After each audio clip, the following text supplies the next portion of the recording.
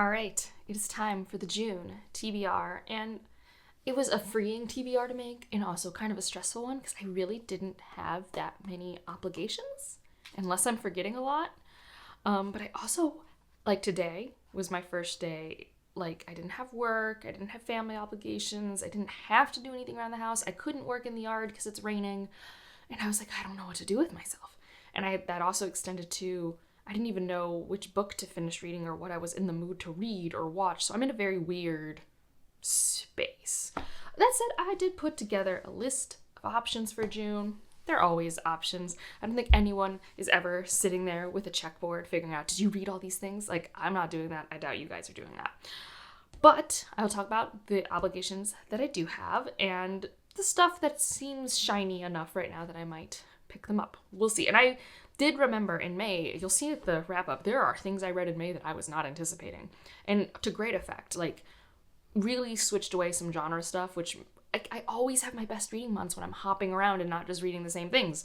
So I'm hoping I have a good blend of like fantasy, science fiction, some romance, just like different lengths of books, hopefully to scratch itches. I have a few horror on this TBR. We'll see what happens. So I should probably move to a side of this frame. You can tell I haven't filmed in like a few weeks. Little out of practice. So, starting with the Patreon buddy read, which I did start a little bit last month, and then all of a sudden my in-laws were in town, and I really didn't read much. So even though I started this, I didn't get really into it, because it just I wanted to sink in it. I didn't really have any sink into it reading time or energy. But this is The Will to Battle, the third book in Terra Ignota. I read the second book last month. It was great, so I really want to continue with this. And this is about when we were supposed to be reading the third book anyways. We've been doing kind of a chill every month and a half. We've been going on with the books. It's been great. I'm really liking it. I have been telling people, with this series, there are some people who really bounce off of it because of writing style. So if you are someone who maybe can't get this from the library to try a couple sample chapters. It does have an unreliable narrator, and it does have a voice, but I like the voice and found it actually very digestible. There are definitely some things that I don't connect with 100% because I'm not a big philosophy girly, but for the most part, I'm just very intrigued by the project of this world. I feel like I've talked about it all year because it's been kind of like my personality. Been really liking Terra Ignota. My other pseudo obligation is every month I either put like TBR books or I put like project ideas on Patreon for people to vote for. And I kind of had this idea because last month I read Bloodchild, which are the short stories, or some of them are more like novellas, by Octavia Butler. And then the only book I had left to read was The Fledgling. So I was like, yes, it's only one book, but I could finish reading all the Octavia Butler that there is in terms of fiction. Like, I don't think I've read any... now I kind of want to read her essays, but that's like, a different project, because there were some of her essays in the short story collection, and those were quite cool. But I haven't read The Fledgling, which would be the last of the novels that I haven't read, and then I could finally do the whole, what to read by Octavia Butler video. I don't know, summarizing all my thoughts on all her works, because I've read them all. I haven't decided if I'd do the unexpected stories or not, but I did see that audiobook is free and narrated by Robin Miles and not very long, so I might look at it, although it always does feel weird discussing works that the author never okayed to be published. So that said, I also read, what was it called, The Survivors or something like that, which is a book that was published but then she took out of print. So maybe that can be in its own little section of the video if I choose to be a completionist about it. Who knows? Regardless, The Fledgling, as of filming this, is currently winning, so I think it will. And I'm kind of excited about finishing that project to be I've read all of Octavia Butler. That seems cool. The other ones I put on there were reading new releases and working on my TBR and doing vlogs for those. So if one of those wins, I'll work on those and my patrons will have a vlog for it, and that'll be fun. And I do have new releases and TBR books on this TBR because a lot of my days are spent staring at the TBR cart off screen and going, what am I even in the mood for? And the answer is, I don't know. So I believe those are all the actual obligations.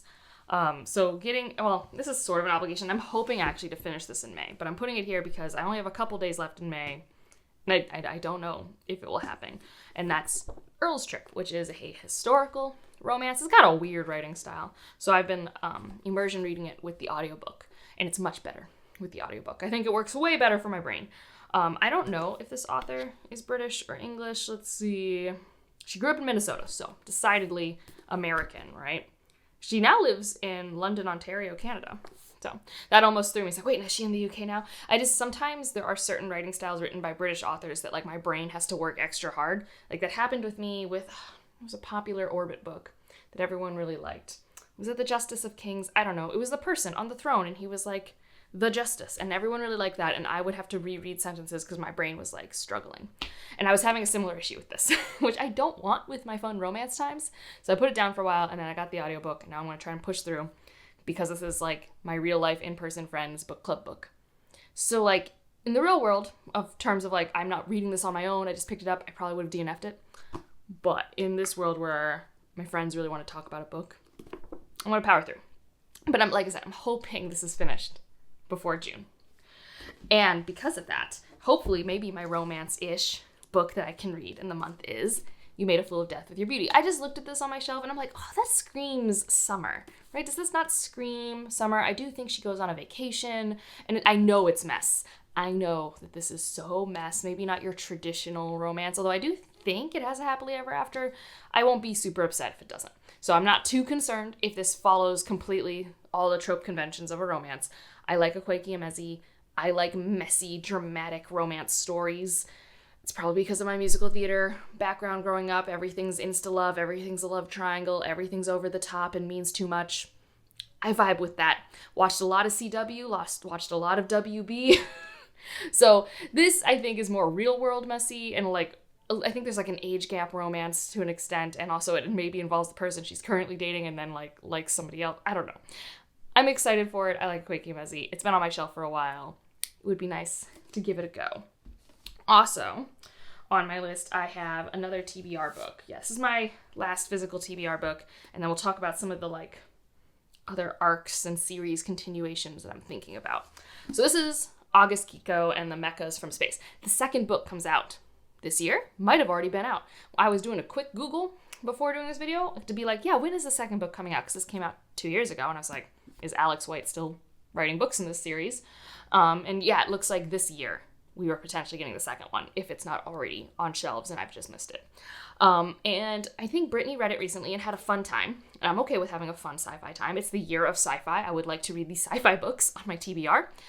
It has a music component. I like music components in my book when they're done well.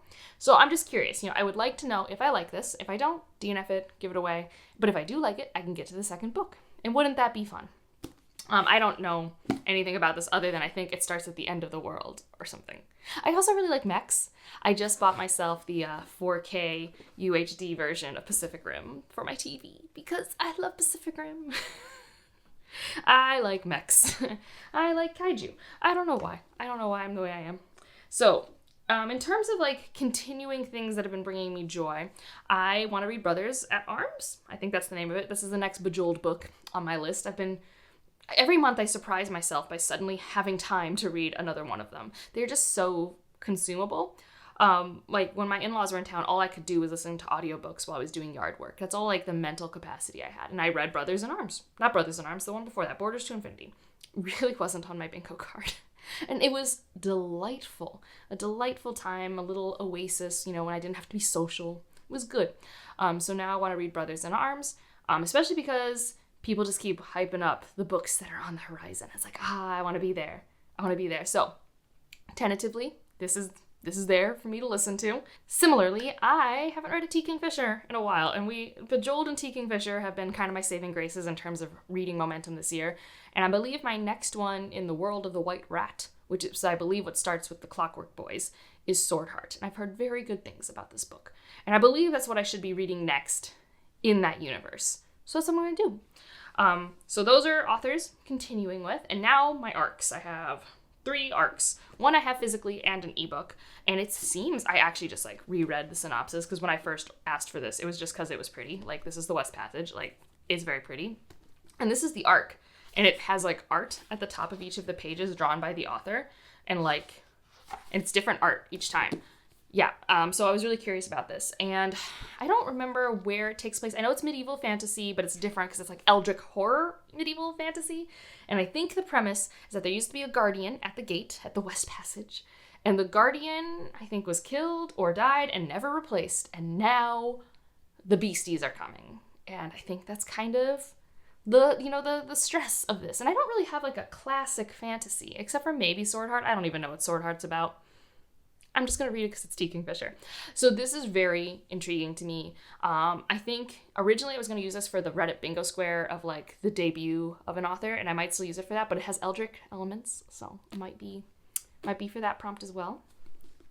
Keeping up with sci-fi, I have The Lost Ark Dreaming, which is by an author I haven't read from before. I think he's written a fantasy series with 2 books out in it, but this is the sci-fi novella. I think it's novella length.